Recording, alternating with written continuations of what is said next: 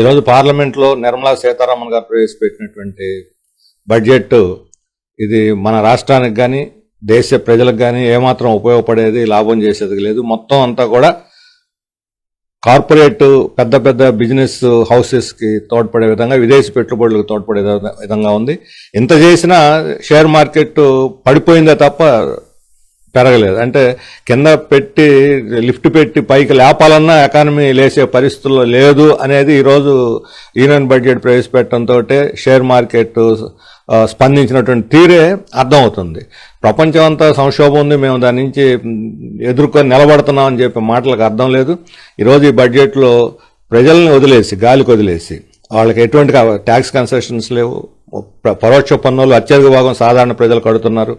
అలాగే ధర తగ్గింపు కోసం కానీ, ఉద్యోగ కల్పన, ముఖ్యంగా ఐటీ వాళ్ళు మేము ఐటీని డెవలప్ చేసి ఉద్యోగాలు ఇస్తున్నామని దీంట్లో ప్రకటించారు.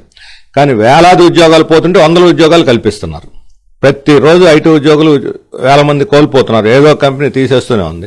కానీ రిక్రూట్మెంట్ మాత్రం వందల్లో జరుగుతున్నది. పోయేవాళ్ళు ఎక్కువ, వచ్చే ఉద్యోగాలు తక్కువ. ఇక మన రాష్ట్రానికి వచ్చినప్పుడు అత్యంత ప్రతిష్టాత్మకమైన పోలవరం ప్రాజెక్టుకు సంబంధించి 12,000 కోట్లు కావాలని రాష్ట్ర ప్రభుత్వం అడిగి 5,900 కోట్లకి ఇండియన్ పంపిస్తే 3,200 కోట్లు దీంట్లో కేటాయించిందంటే పోలవరం పట్ల ఏమాత్రం చిత్తశుద్ధి లేదనేది అర్థమవుతుంది. నిర్వాసితుల పునరావాసానికే 21,000 కోట్లు కావాలి ఇంతకుముందు ఇచ్చింది కాక. ఇప్పుడు 3,200 కాంట్రాక్టర్లకు ఇవ్వడానికి సరిపోతుంది. మరి నిర్వాసితుల పరిస్థితి ఏంటి? 2026కే మేము ఈ ప్రాజెక్టు పూర్తి చేస్తామని రాష్ట్ర ప్రభుత్వం చెప్తూ ఉంటే గొప్పలకు పోతుంది. కేంద్రం ఏమో నిధులు ఇవ్వలేదు. మరి రాష్ట్ర ప్రభుత్వం ఖర్చు పెట్టి పూర్తి చేస్తుందా? రాష్ట్ర ప్రభుత్వం కేంద్రం నుంచి మన రాష్ట్రానికి న్యాయమైన వాటా తీసుకురావటంలో కంప్లీట్గా విఫలమైంది. నార్త్ ఈస్ట్ ఈశాన్య రాష్ట్రాలకు ప్రత్యేక హోదా ఉంది కాబట్టి 6,800 కోట్లు ఈ బడ్జెట్లో పెట్టారు. మనకు ప్రత్యేక హోదా లేదు. అందుకని మనకు ప్రత్యేక ప్యాకేజీ లేదు, ప్రత్యేక విభజన హామీల అమలు లేదు. విశాఖ ఉక్కుకి పైసా ఇవ్వలేదు, కడప ఉక్కుకి పైసా ఇవ్వలేదు. ఉత్తరాంధ్ర, రాయలసీమ, ప్రకాశం ఎనుగుబడిన ప్రాంతాలకు 3 సంవత్సరాల క్రితం ఎనుగుబడిన ప్రాంతాలకి మేము నిధులు ఇస్తామని బడ్జెట్ స్పీచ్లో సీతారామన్ గారు చెప్పారు.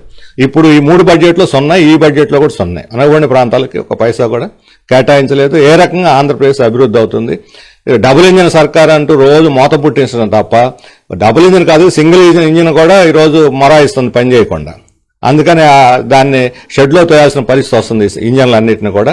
అందుకని మన రాష్ట్రానికి, ప్రజలకు, దేశానికి కూడా హానికరమైన బడ్జెట్ ఇది. ప్రో కార్పొరేట్, యాంటీ పీపుల్ బడ్జెట్గా దీన్ని నేను భావిస్తున్నాను.